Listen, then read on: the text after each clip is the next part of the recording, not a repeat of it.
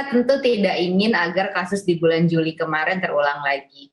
Gitu. Jadi pemerintah mengambil langkah preventif bagaimana agar tidak terjadi yang tadi saya bilang, tidak terjadi pergerakan masyarakat gitu. Jadi tidak terjadi kerumunan, tidak terjadi ada interaksi, tidak terjadi keluar rumah, tidak terjadi keluar kota dan lain sebagainya. Nah, itulah tujuannya sehingga pemerintah menetapkan level PPKM.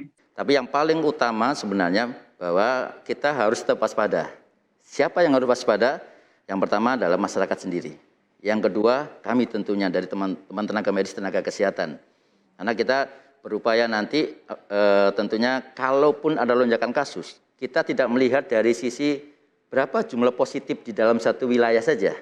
Tapi yang perlu menjadi penekanan kita adalah berapa jumlah pasien COVID yang dirawat, yang masuk ICU, yang masuk kemudian diisolasi berapa. Nah ini yang harus kita pantau terus gitu loh. Jadi pendataan itu tidak hanya sekedar pendataan pada fokus terkait dengan masalah yang berapa yang positif saja gitu. Nah kemudian yang paling utama juga saya kira upaya yang bisa kita lihat juga tadi di layar, Satgas COVID masih bekerja untuk kemudian dia selalu menyampaikan kepada tempat-tempat publik, tempat wisata, karena itu menjadi satu kesiapan yang utama.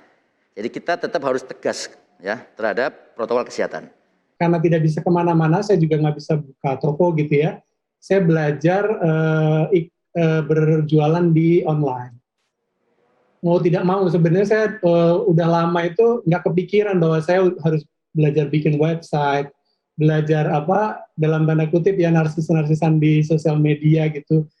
Ini saya harus belajar dari nol untuk masa pandemi ini dan alhamdulillah justru ini membawa sedikit berkah gitu ya, karena kalau dulu itu saya itu workshop itu otomatis ada di saat weekend, Sabtu Minggu gini. Jadi sekarang waktu itu setelah berubah menjadi online, itu jadi bisa dibilang gitu ya, pendapatan waktu sebelumnya weekend aja, sekarang setiap hari gitu. Karena memang ternyata banyak orang tua dan anak-anak yang ingin mengisi waktunya di rumah dengan lebih berkualitas gitu ya.